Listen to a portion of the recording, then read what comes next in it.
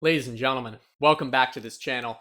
Today, I want to read some Thomas Sowell on camera. At some point, we will react to various interviews of Thomas Sowell, specifically the ones with Peter Robinson. Those are my favorite. Sowell has been very influential in my own intellectual development over the years, taking me from a position of being very far to the left back toward the center. I think many of the arguments Sowell presents in his texts and in his speech are compelling. That being said, in terms of an overarching vision, I talk about combining universal basic income and psychedelic-assisted therapy, so I can hardly call that conservative in my attempt to implement such a proposal and the infrastructure for such moving forward.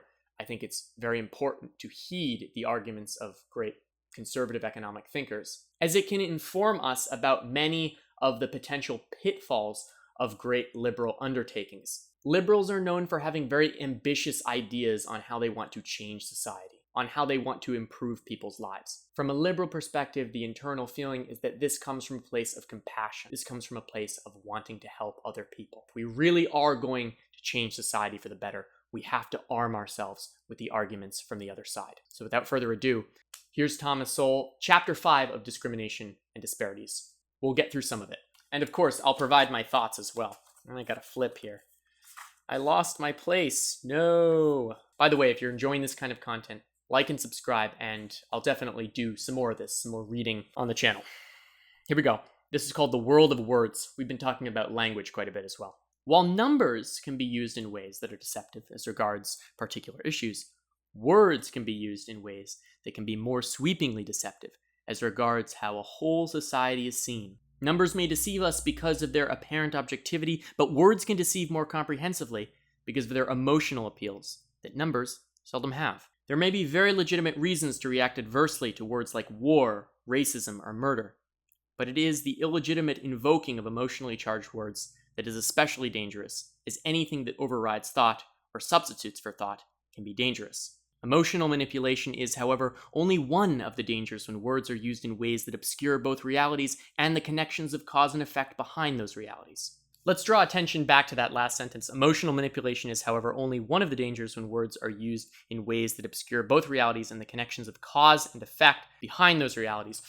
Cause and effect, one of the most significant claims that people on the left will make is that there's some component of systemic racism in play that explains disparities between Black citizens, Black Americans, and white Americans. The term that is often conjured to encapsulate these disparities is white privilege. White Americans have white privilege, and thus many of the more advantageous outcomes for certain white Americans are due to their white privilege. Thomas Sowell will claim that that is in fact emotional manipulation, that there is no cause and effect, and that there are other factors at play that determine these differences. We're going to get into those right now. Emotions versus causation. Decent people can be appalled by the many oppressions and persecutions that have abounded throughout history. But to weigh the current causal effects of such oppressions and persecutions of the past, or even of the present, is very different from simply reciting a litany of wickedness, as if that automatically establishes causation for other events. In other words, it's easy to say that the abhorrent nature of slavery and the inequities imposed upon Black Americans due to Jim Crow were the cause of all of the degradation that we see within Black communities today, but perhaps that past wickedness is not the true causal component of what is taking place currently. In seeking to establish the causes of poverty and other social problems among Black Americans, for example, sociologist William Julius Wilson pointed to factors such as, quote, the enduring effects of slavery, Jim Crow segregation, public school segregation, legalized discrimination, residential segregation, the FHA's redlining of Black neighborhoods in the 1940s and 50s, the construction of public housing projects in poor Black neighborhoods, employer discrimination, and other racial acts and processes, close quote. These various facts might be summarized as examples of racism, so the causal question is whether racism is either the cause or one of the major causes of poverty and other social problems among Black Americans today. Many might consider the obvious answer to be yes. Yet some incontrovertible facts undermine that conclusion. For example, despite the high poverty rate among Black Americans in general, the poverty rate among Black married couples has been less than 10% every year since 1994. He goes on to explain, the poverty rate of married Blacks is not only lower than that of Blacks as a whole, but in some years has also been lower than that of whites as a whole. In 2016, for example, the poverty rate for blacks was 22%, for whites was 11%, and for black married couples was 7.5%. So catch that. 2016, this is right before the election of Donald Trump. Poverty rate for black Americans, 22% versus whites, 11%. According to that simple variable relationship, you are 2 times as likely to be poor if you are a black American compared to a white American. But once you control for the variable of being married, that 22% number drops down to 7.5%. This is a very common conservative talking point that's peddled. Candace Owens talks about this all of the time on her channel. The premise being the issues that impact black Americans today have much more to do with cultural dynamics. Black people simply not getting married and having children out of wedlock. That is the conservative argument. The numbers here show that poverty decreases from 22% down to 7.5% as a consequence of getting married. Perhaps we can't even say as a consequence, because it's not as if these are experimental results. It's just correlative data. Now, I will point out, if you look for the poverty rate among white married couples, it also shrinks to, I think, 6%. I'm not quite sure on that number. I don't know if he brings it up somewhere in here. But if I'm remembering correctly, the number for white poverty is always just a little bit lower than that for black poverty when controlling for some of these other variables. People on the left might come back with that point and say, well, that is some evidence for systemic discrimination or inequities on the basis of race. Perhaps there's another variable at play.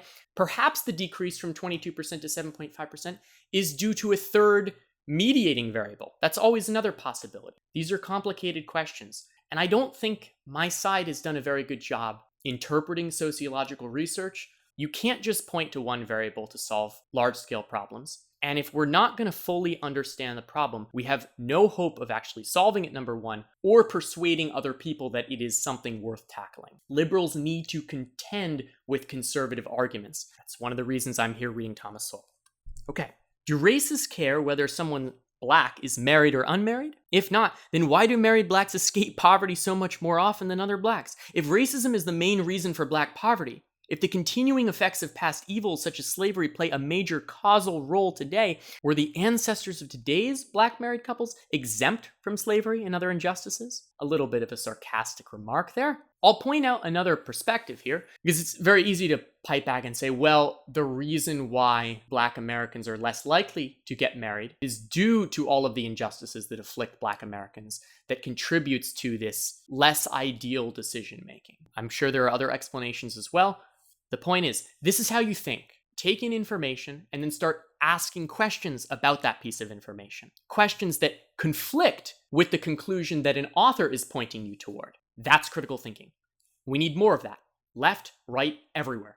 As far back as 1969, young black males whose homes included newspapers, magazines, and library cards, and who also had the same education as young white males, had similar incomes as their white male counterparts. Do racists care whether blacks have reading material and library cards? Another point, this statistic about words being read in the household or spoken in the household as a major determining factor as to educational attainments for children is often brought up. Here we're talking about newspapers, magazines, library cards in the home, and how the normal disparities that exist between black males and white males mostly disappear when controlling for this variable. I also want to point out how, ever since the Dave Rubin drift to the right, left-wingers have been skeptical when people come out talking about conservative points and calling themselves liberals. I understand that skepticism. Perhaps at other points on this channel, we will investigate texts such as this toward excellence with equity so that we are getting a more balanced take. This is definitely not a right-wing text,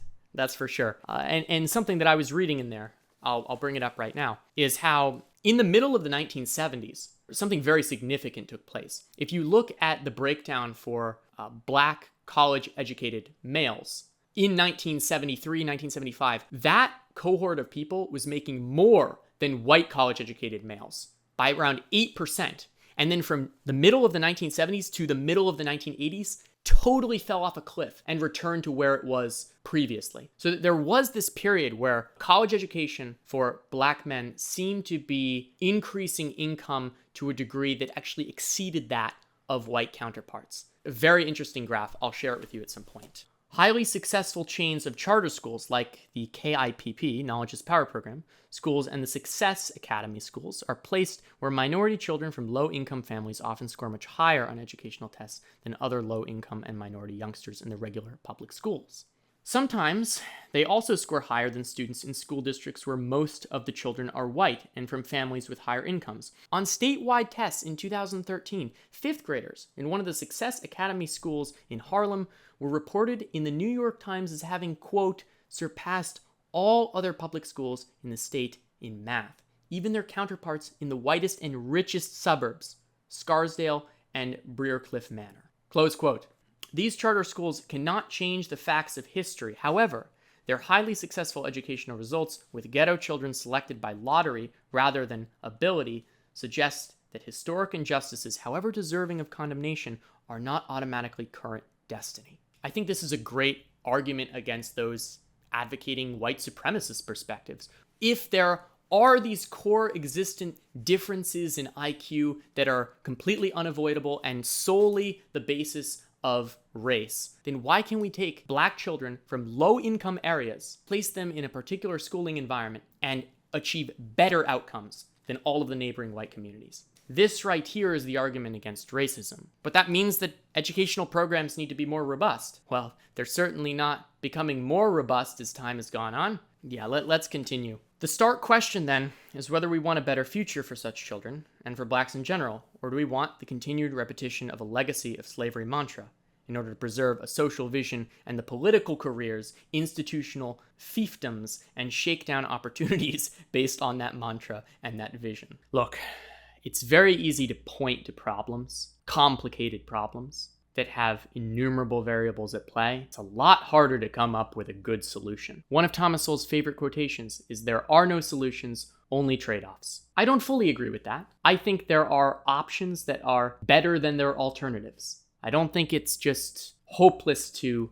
optimize our system. But we have to go about the optimization process intelligently. We have to contend with the data, we have to understand the problem fully, and that is very challenging. I have faith that liberals, who tend to be the ones who innovate, can come to grips with this data and talk about it and do something about it. Okay, the crucial question is not whether evils exist, but whether the evils of the past or present are automatically the cause of major economic, educational, and other social disparities today. The bedrock assumption underlying many political or ideological crusades is that socioeconomic disparities are automatically somebody's fault, so that our choices are either to blame society or to blame the victim. Dichotomous thinking. Yet whose fault are demographic differences, geographic differences, birth order differences, and cultural differences that evolved over the centuries before any of us were born?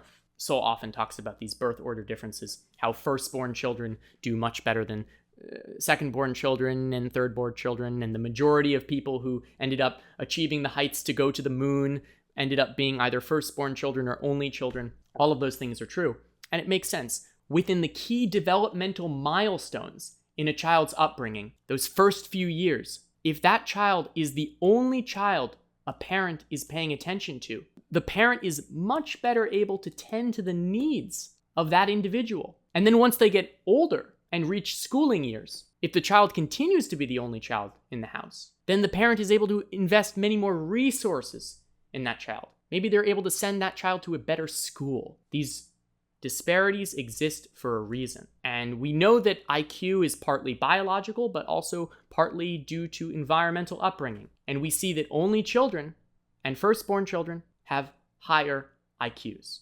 What is the reason for that? Probably multiple variables at play, but I think the explanation regarding parental investment is key. If we are serious about seeking causation, we must look beyond emotional words, which are not necessarily intended to inform or convince, but often achieve their goal if they simply overwhelm through repetition or silence through intimidation. To his credit, Professor Wilson has noted that when making comparisons of different time periods, the degree of various adverse economic factors in Black communities has not corresponded with changes in the behavior of the people living in those communities. Quote, "Despite a high rate of poverty in ghetto neighborhoods throughout the first half of the 20th century, rates of inner-city joblessness, teenage pregnancy, out-of-wedlock births, female-headed families, welfare dependency, and serious crime were significantly lower than in later years and did not reach catastrophic proportions until the mid-1970s." Close quote. Fear of violence in black communities was demonstrably less in earlier years, as Professor Wilson also noted.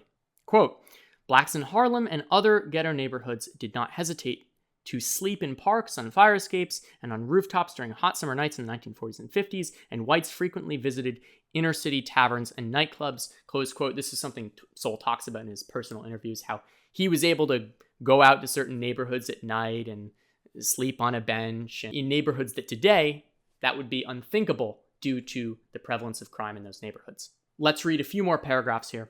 Many examples from other sources reinforce the same conclusion, that black communities were not nearly as dangerous in the past as they became in the second half of the 20th century. In short, the supposed causes of major social pathologies in black ghettos today were much worse in the first half of the 20th century than in the second half. And yet it was in the second half of that century that social pathologies became more widespread and ghettos more dangerous.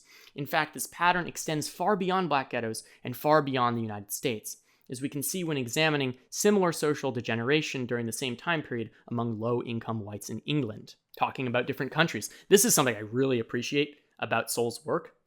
He does this a lot in basic economics when he's going through various rent control examples. I really need to buy basic economics. I have it on Audible, but I have not read basic economics cover to cover, to be clear. But it's a pretty dense and hefty read. But what I do remember in my listening to it is that he brings up examples from other countries where rent control has been imposed.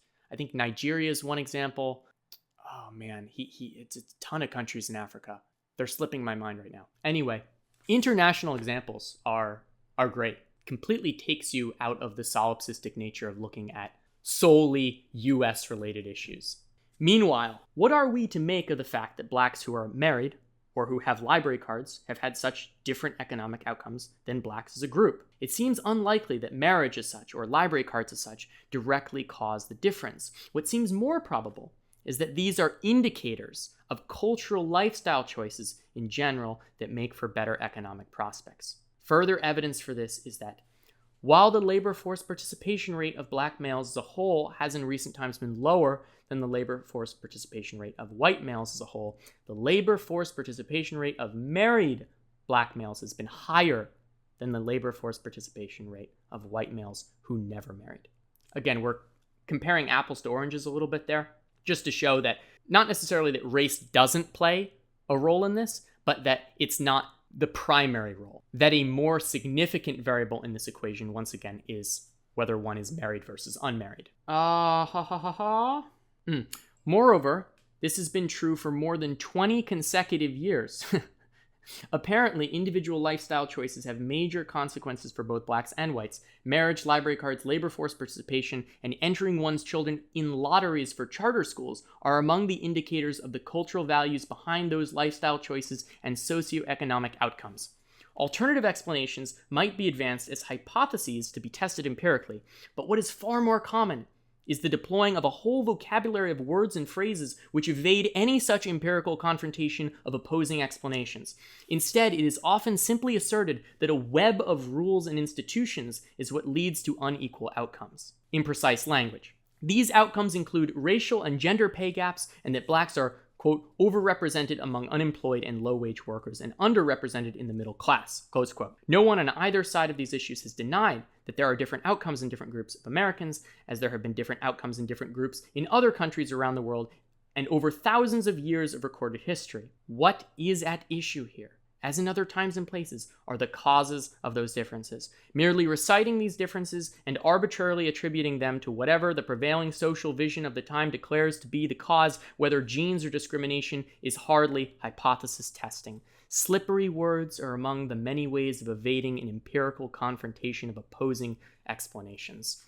And we will stop there. What Sowell is starting to get at here is that besides just the individual variables of being married or unmarried and having library cards and magazines and newspapers, the more significant discussion here is about culture. A discussion that many people on the left really struggle to have, because if we bring it up, it indicates, well, maybe there are differences in cultures that lead to these different outcomes. And maybe if you're looking to optimize for certain advantages, there are cultural elements that place one organization of people in an inferior position. And that's very tough to say because we're playing with that line of, is it racist? I will say it because I think I've articulated the issue well enough. If we're just having normal conversations out in public, people are scared to say this kind of stuff because they know how many cultural landmines there are to potentially step on and explode. You don't want to offend people. You don't want to make it seem like groups are inherently inferior relative to others. But if we are going to talk about group differences and then try to carve a path toward benefiting all groups of people, meeting them where they are, putting the right people in different communities. I'm not a huge fan of affirmative action, and I'm sort of glad that it was struck down as unconstitutional. But I have a friend who is going to be attending law school, and he points out how, in terms of law programs, affirmative action can be very useful in order to have enough people of a demographic to support various communities. To me, that makes sense. I mean, sometimes meritocracy isn't the only important variable at play. Sometimes this variable of representation, whether people in a community feel that they have representation, is more important than anything else, or at least something to consider. I think that was a very astute observation from him. I think there are ways that we can implement social programs, perhaps not directly connected with the government, but created due to our concerted efforts as private citizens. Maybe we can build the institutional infrastructure to solve many of these problems. Maybe there are social programs, welfare programs that aren't ill-constructed and burdened by deleterious bureaucracy. Maybe that exists. Maybe I'm just an excessively idealistic liberal. But I want to get a group of people together. I want to have these conversations. And I want to find out what we can do. Thanks for watching.